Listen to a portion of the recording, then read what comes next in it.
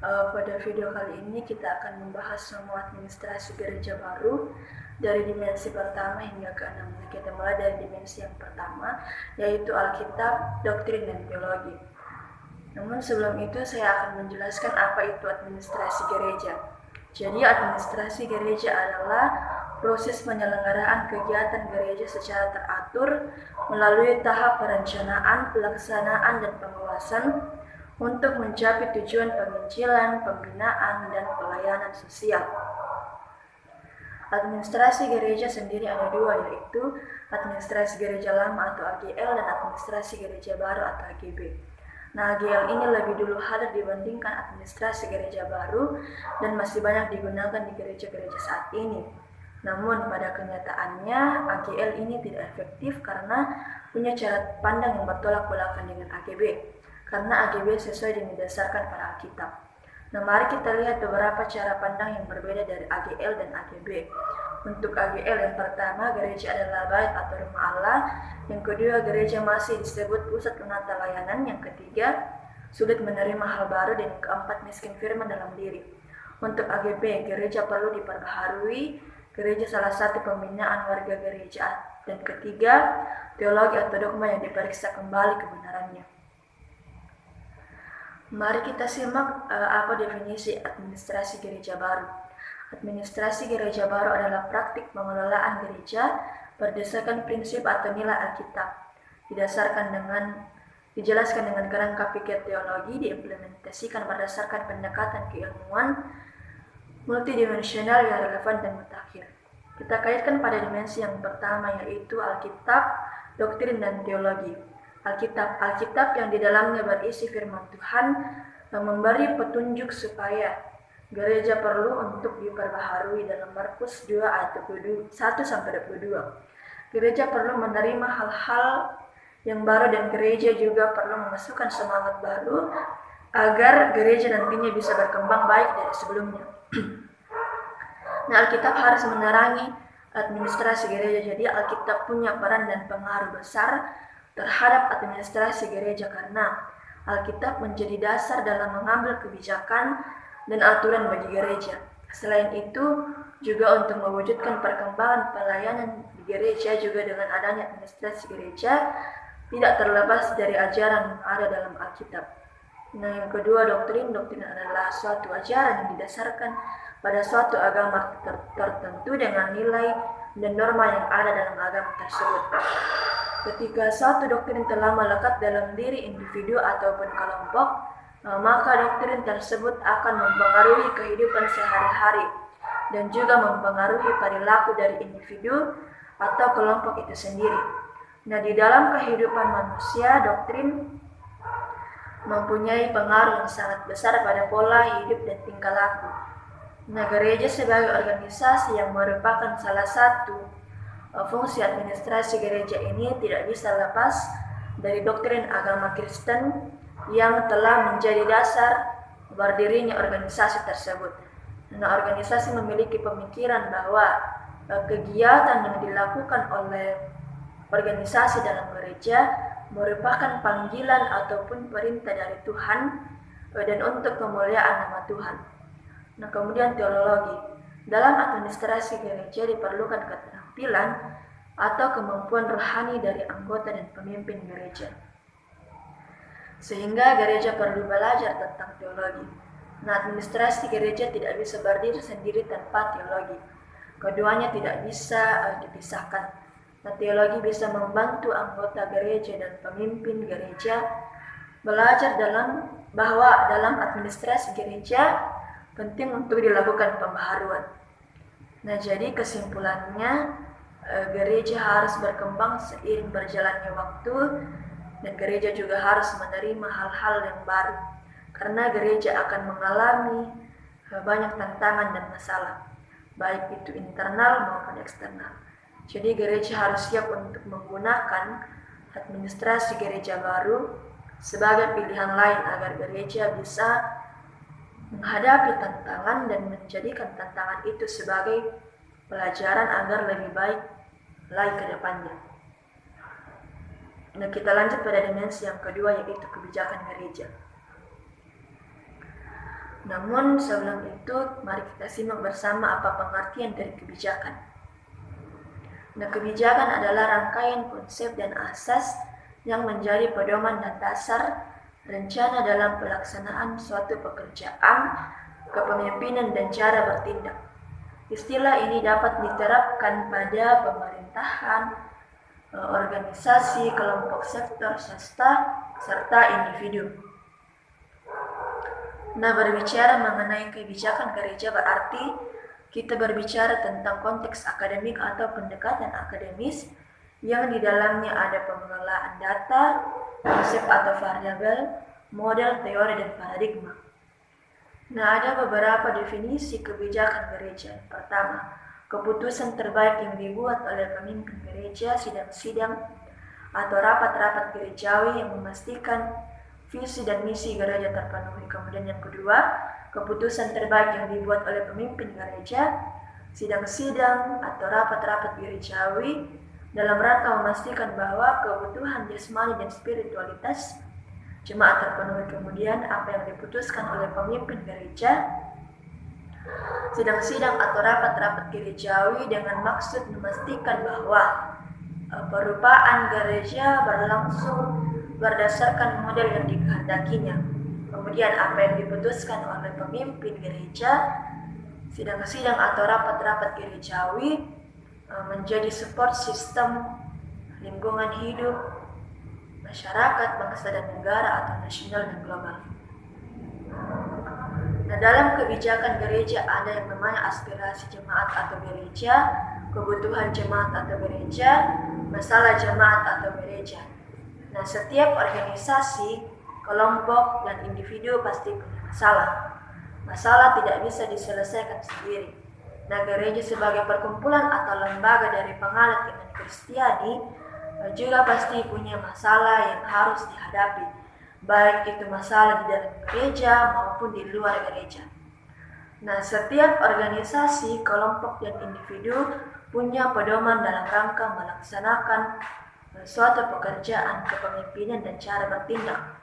Inilah yang disebut kebijakan. Dan gereja merupakan perkumpulan atau lembaga dari penganut iman Kristiani, artinya bahwa dalam gereja ada sekelompok orang yang menganut iman Kristiani. Nah, gereja sebagai tempat perkumpulan pasti memerlukan yang namanya kebijakan. Kebijakan gereja merupakan keputusan terbaik yang dibuat oleh pemimpin gereja, sidang-sidang gerejawi yang memastikan visi dan misi gereja, kebutuhan jasmani dan spiritual jemaat terpenuhi. Serta apa yang diputuskan bukan hanya kehidupan gereja tetapi secara global juga. Dalam memenuhi visi misi gereja serta kebutuhan jasmani dan spiritual, jemaat pasti gereja akan menghadapi masalah. Nah, masalah didefinisikan sebagai suatu pernyataan tentang keadaan yang belum sesuai dengan yang diharapkan.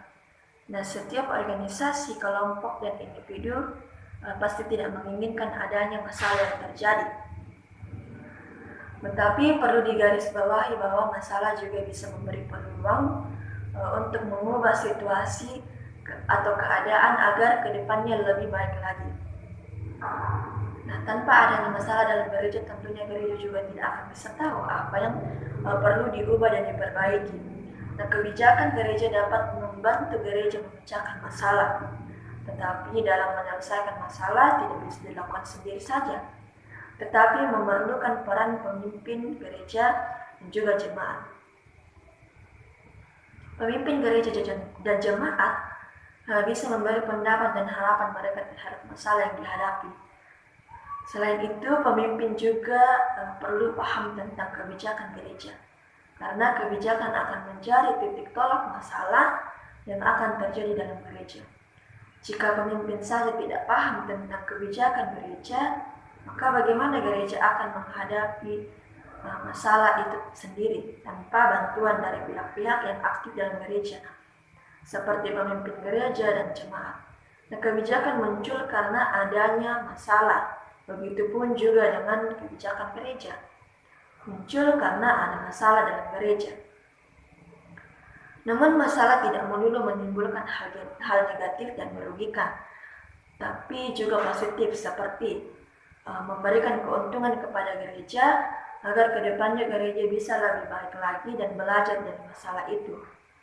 Apa yang harus diubah dan dilakukan oleh gereja dan apa yang tidak perlu diubah dan dilakukan oleh gereja. Dan setiap masalah bisa diselesaikan dan dipecahkan. Jadi jangan khawatir bahwa masalah tidak bisa dipecahkan. Oleh karena itu, kebijakan gereja sangat diperlukan dalam gereja guna membantu masalah gereja. Dan untuk mencapai tujuan, dapat disimpulkan bahwa kebijakan gereja memang sangat diperlukan dalam gereja. Kebijakan gereja menjadi titik tolak masalah yang akan terjadi dalam gereja dan bisa membantu gereja dalam menyelesaikan masalah yang ada. Nah, kebijakan juga memutuskan apa saja yang perlu untuk dilakukan dan untuk tidak dilakukan. Jadi tanpa adanya kebijakan gereja tidak akan bisa menyelesaikan masalah yang timbul dalam gereja. Nah, kita lanjut pada dimensi yang ketiga, yaitu manajemen dan kepemimpinan gereja. Nah, mungkin masih banyak dari kita yang belum tahu apa itu manajemen dan kepemimpinan. Nah, jadi manajemen adalah sebagai usaha dan cara dalam pemanfaatan sumber daya, manusia, serta benda yang ada agar tercapai tujuan secara efektif dan efisien. Sedangkan kepemimpinan adalah suatu proses memengaruhi orang lain sehingga orang lain tersebut dengan sukarela mau melaksanakan kegiatan bersama dalam rangka mencapai tujuan yang telah ditentukan. Kepemimpinan tidak bisa dilepaskan dengan manajemen. Walaupun kepemimpinan lebih dulu muncul, namun kepemimpinan tanpa manajemen akan membuat kepemimpinan berjalan di tempat dan membuat orang-orang yang dipimpinnya tidak mencapai tujuan yang diharapkan. Kepemimpinan dibutuhkan manusia karena adanya suatu keterbatasan dan kelebihan-kelebihan tertentu pada manusia. Kemampuan manusia berbeda-beda, ada yang memiliki kelebihan dan ada juga yang terbatas kemampuannya dalam memimpin. Dan dalam kepemimpinan tentu ada pemimpin dan ada juga yang dipimpin. Nah, tanpa adanya seseorang atau kelompok yang dipimpin, semua sifat-sifat kepemimpinan seorang pemimpin akan menjadi tidak relevan lagi. Namun bisa saja keberadaan seorang pemimpin tidak menjamin tujuan organisasi agar tercapai secara efektif dan efisien. Untuk itu, agar tujuan organisasi ini bisa dicapai secara efektif dan efisien, maka diperlukan seorang pemimpin yang benar-benar menerapkan kepemimpinan secara baik dan benar. Seorang pemimpin bisa kita lihat dari bagaimana pemimpin tersebut dapat mempengaruhi orang lain dengan karismanya sebagai seorang pemimpin dan juga dapat mengendalikan semua situasi dan kondisi yang sedang dihadapi seorang pemimpin, khususnya seorang pemimpin gereja. Seharusnya menyadari bahwa manajemen akan sangat membantu mengembangkan kepemimpinan yang dilakukannya dan membuat kepemimpinannya jauh lebih efektif dan lebih efisien. Dengan manajemen, para pemimpin gereja atau organisasi Kristen akan mampu mengelola semua tanggung jawab yang dipercayakan Tuhan kepadanya. Nah, namun masih banyak pemimpin gereja atau organisasi Kristen yang enggan atau malah menolak keikutsertaan manajemen dalam kepemimpinannya. Untuk itu, para pemimpin gereja hendaknya juga melatih diri dan mengerti mengenai manajemen dan tidak lagi terjebak dengan konsep yang keliru mengenai manajemen. Nah, dengan melakukan empat fungsi manajemen, yakni perencanaan, pengorganisasian, pelaksanaan, dan pengendalian, maka pelayanan kepemimpinan gereja yang diemban akan jauh lebih baik dan lebih tertata dengan rapi. Jadi kesimpulannya, kepemimpinan dalam gereja akan berhasil jika pemimpin bisa menerapkan kepemimpinan yang efektif dan efisien dan bisa menjalin kerjasama antara pemimpin dengan anggotanya dengan baik untuk mencapai suatu tujuan yang telah ditentukan. Para pemimpin gereja harus diajarkan pentingnya hubungan antara manajemen dan kepemimpinan. Dengan demikian, manajemen dan kepemimpinan sangatlah penting untuk diketahui dan dilaksanakan agar yang diharapkan oleh gereja dapat berjalan dengan baik demi untuk kemuliaan nama Tuhan dan kebahagiaan warga jemaat. Nah, kita lanjut pada dimensi yang keempat, yaitu organisasi. Pertama-tama kita perlu tahu apa pengertian organisasi itu. Secara umum, pengertian organisasi adalah suatu perkumpulan atau wadah bagi sekelompok orang yang bekerja sama dan terstruktur untuk mencapai tujuan tertentu. Bisa berupa institusi, asosiasi, atau lembaga yang memiliki tujuan yang sama dan berhubungan dengan lingkungan luar. Organisasi merupakan wadah atau tempat berkumpulnya orang dengan tiga sistematis, terpimpin, terkendali, terencana, rasional dalam memanfaatkan segala sumber daya, baik dengan metode, material, lingkungan dan uang serta sarana dan prasarana dan lain sebagainya dengan efisien dan efektif untuk bisa mencapai tujuan organisasi.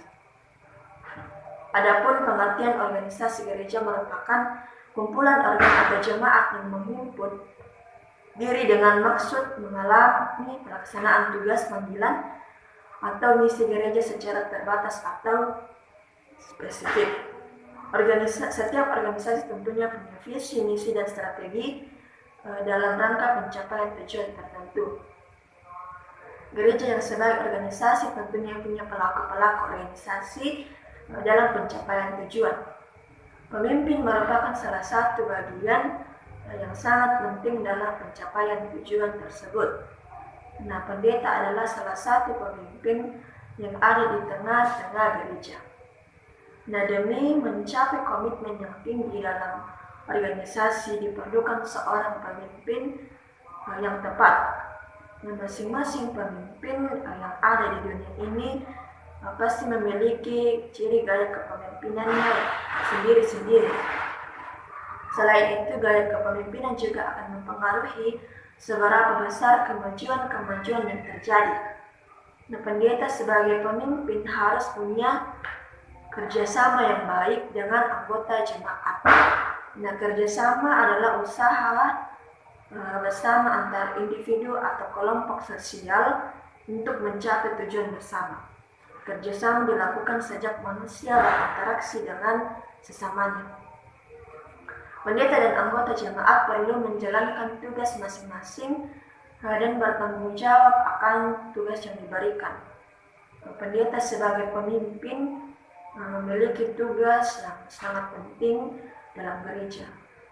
Selain sebagai pelayan firman, pun bertanggung jawab untuk mengarahkan, menggembalakan, serta memberikan pembinaan kepada warga gereja. Sedangkan jemaat perlu untuk melibatkan diri untuk melayani, memajukan gereja, menghormati, mendukung, dan menaruh kepercayaan terhadap pemimpin.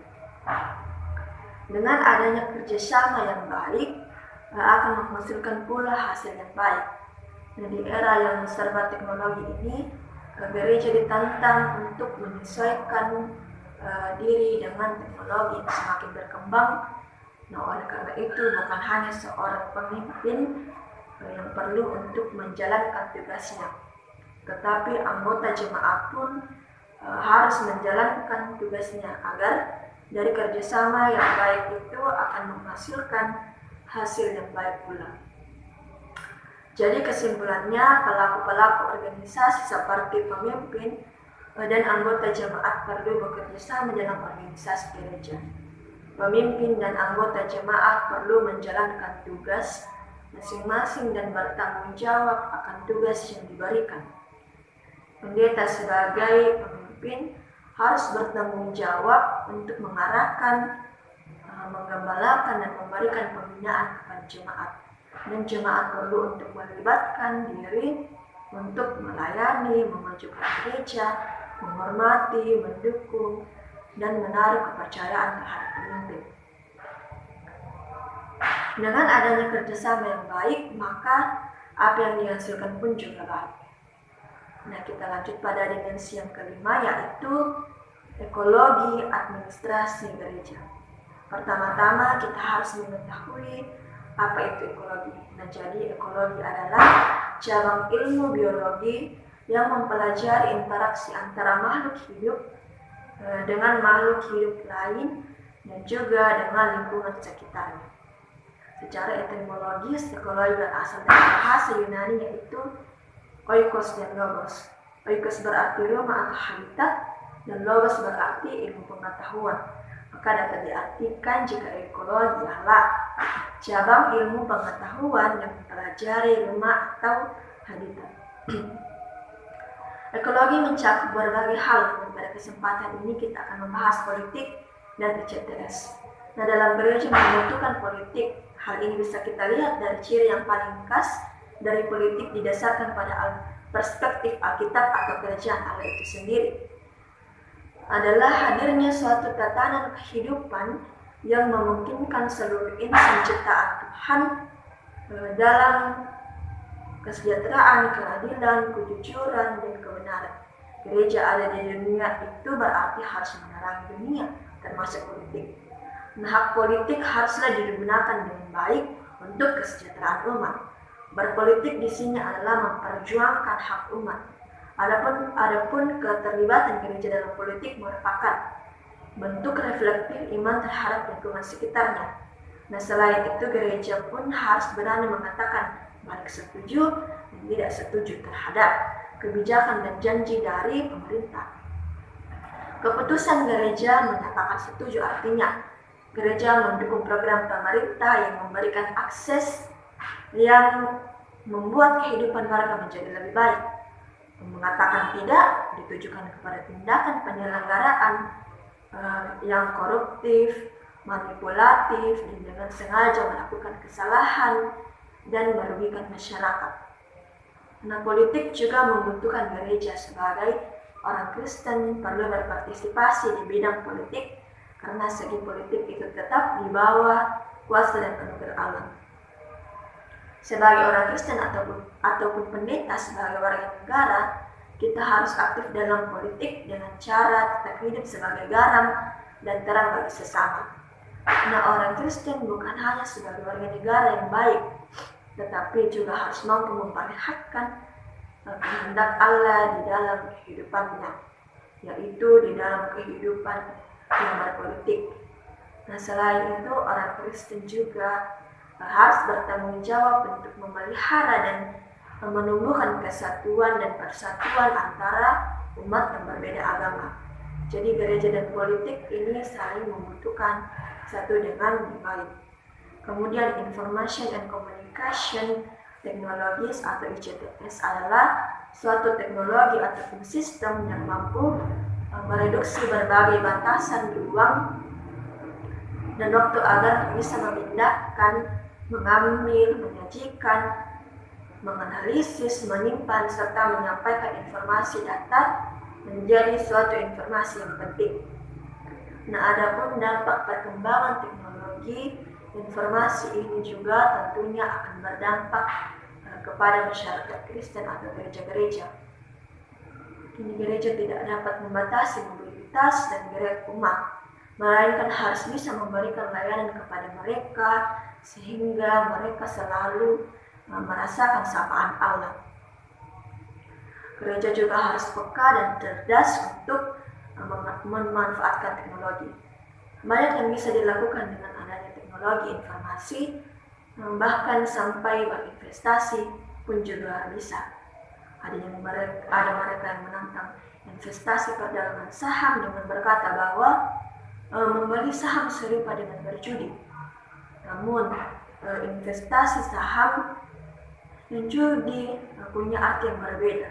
Menurut KBBI atau Kamus Besar Bahasa Indonesia, Investasi berarti penanaman uang atau modal dalam suatu perusahaan atau proyek untuk tujuan memperoleh keuntungan.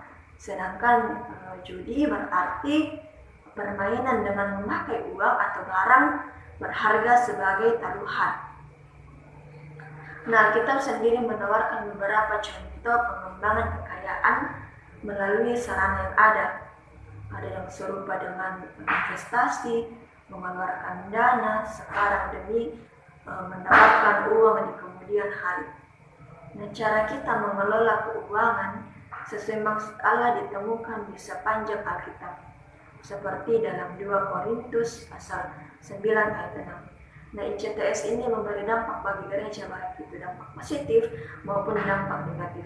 Namun harus dihadapi gereja di era globalisasi ini. Nah, kesimpulannya, ekologi seperti politik dan ICTS ini berpengaruh pada gereja. Gereja dan politik ini saling membutuhkan satu dengan yang lain.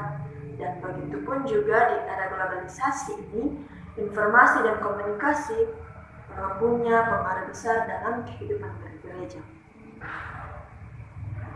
Nah, selanjutnya dimensi yang keenam yaitu evaluasi kinerja gereja.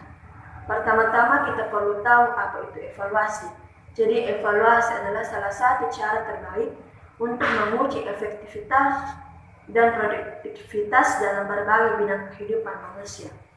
Secara umum, evaluasi adalah suatu proses menilai, mengukur, mengoreksi, dan perbaikan pada suatu kegiatan yang diselenggarakan dengan membandingkan proses rencana dengan hasil yang dicapai. Ada ungkapan bahwa dunia akan terus berubah dan berkembang. Demikian juga masyarakat, lingkungan, dan organisasi. Perubahan pada gereja juga mengikuti perkembangan zaman dan juga apa yang menjadi kebutuhan gereja dan jemaat yang dilayaninya. Untuk itu, gereja perlu terus-menerus menyesuaikan diri dengan adanya perubahan yang terjadi. Banyak faktor yang membuat organisasi gereja harus berubah, sehingga untuk menghadapi hal itu diperlukan yang namanya evaluasi. Evaluasi sering kita jumpai dalam setiap pekerjaan yang telah dilakukan dan dilakukan baik itu dalam lingkup individu, kelompok, lingkungan kerja, dan lain sebagainya. Nah, menurut Ani Anastasi, arti evaluasi adalah proses sistematis untuk menentukan sejauh mana tujuan instruksional dicapai oleh seseorang. Evaluasi merupakan kegiatan untuk menilai sesuatu secara terencana, sistematik, dan terarah berdasarkan tujuan yang jelas.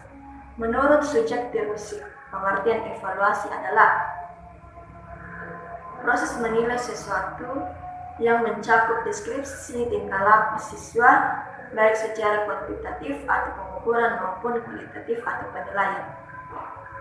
Nah, evaluasi terhadap kinerja gereja itu penting untuk dilakukan agar dapat mengetahui sampai mana gereja telah bekerja secara efektif dalam melakukan perubahan menuju gereja yang berkinerja tinggi.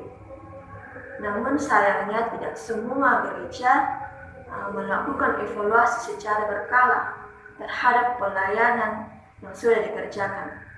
Paling tidak gereja hanya aktif mengevaluasi anggaran saja. Padahal evaluasi anggaran ini seharusnya bisa jadi momentum mengevaluasi hasil perjalanan pelayanan yang sudah dikerjakan atau dilakukan. Hasil evaluasi ini sangat menentukan apakah beberapa program atau kegiatan memang harus dihentikan, dipertahankan, atau dimodifikasi saja. Nah, gereja sebagai organisasi pun punya kelebihan dan kekurangan. Dari hasil evaluasi bisa diketahui apa saja kekurangan dan kelebihan gereja yang kemudian dari itu dilakukan langkah-langkah untuk memperbaiki kondisi tersebut. Nah, dengan adanya evaluasi akan membuat gereja menyadari apa yang telah dilaksanakan sebelumnya dan merencanakan program apa yang lebih baik ke depannya untuk meningkatkan kualitas dan mutu gereja sebagai organisasi. Nah, jadi kesimpulannya pada video kali ini, perubahan pada gereja juga mengikuti perkembangan zaman dan juga apa yang menjadi kebutuhan gereja dan jemaat yang dilayaninya. Untuk itu gereja perlu terus-menerus menyesuaikan diri dengan adanya perubahan yang terjadi.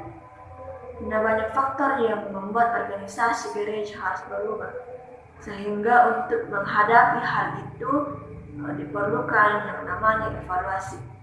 Nah, evaluasi terhadap kinerja gereja itu penting untuk dilakukan agar dapat mengetahui sampai mana gereja telah bekerja secara efektif dalam melakukan perubahan menuju gereja yang berkinerja tinggi. Nah, terima kasih. Ini video dari saya. Terima kasih kepada yang sudah menonton. Sekian dan terima kasih.